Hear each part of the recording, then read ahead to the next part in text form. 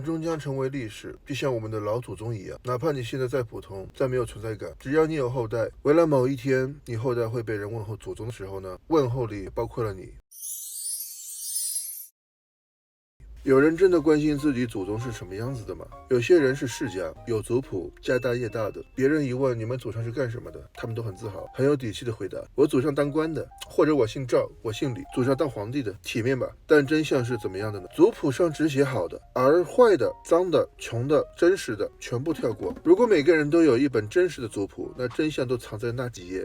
页故意被人忽略的空白处。我特地去问了一下 AI， 假设中华文明有5000年，那到我这里大概有几代人？那每一个时代生产力不同，所以人的平均寿命是不同的。上古时期大概平均寿命是20岁，唐宋明清大概25岁，到了近代那就60、70岁。也就是说，从你的祖先到你，大概250代左右人吧，200多代人，里面可能有帝王将相，也可能有贩夫走卒，有当过徭役的苦力，那也有种地的农民，有杀人放火的兵贼，也有身不由己的娼妓。所以在商朝以前，你老祖宗很有可能是奴隶，而且是最低等级的奴隶，也就是人参，专门用来宰了吃的人。你祖先差点被宰了做祭祀，结果可能长得不错，或马屁拍得很好，或能歌善舞，最终是狗命一条还是活了下来。反正你的祖先呢，东躲西藏的，苦苦煎熬，一代一代传到了你这里。所以你下次看古装剧的时候呢，我们要注意一个东西啊，那些路人甲、路人乙，那些群演，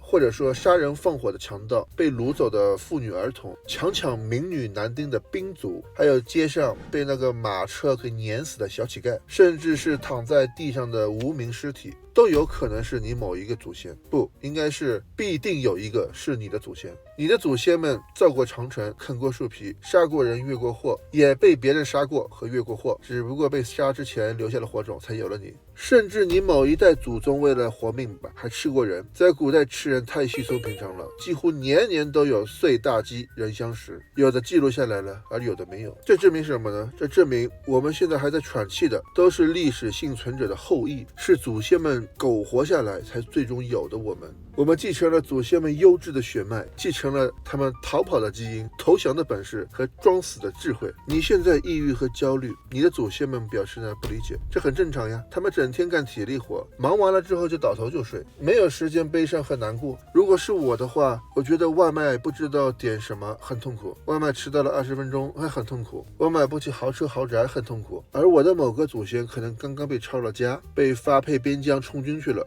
或卖去妓院当娼妓。回想一下，你这辈子有没有看不起过谁？有没有看不起农民、工人、苦力、囚犯、妓女等等？那我告诉你吧，你祖先里就有一个，你的祖先里必定有一个不是卖力气就是卖身的，而且没有一个人家世是清白的。你的祖先里一定有一个坏人，是那种为非作歹、杀人放火的。可就是因为他们苟活和使坏，才在那种艰苦的时代活了下来，然后才有了你。就像史书上写的6个大字：岁大鸡人相食，这么轻描淡写的6个字，一笔带过了千万人的苦难。我们现在还可以轻描淡写的把过去当成茶余饭后的谈资，讽刺吗？每次我看战争片和古装片，我都会情不自禁的去专注镜头里那些小人物的命运。所谓的宏大叙事，那都是千万命不由己的小人物的故事组成的。就像我在看以前那部电影《三国志赤壁》的时候，其他人都在关注有名有姓的刘关张、周瑜、诸葛亮、大小乔、黄盖和曹操，而我的关注点在那个被弓箭射死的小兵，那个不知名的曾经活着的人，那个我不曾相识的祖先。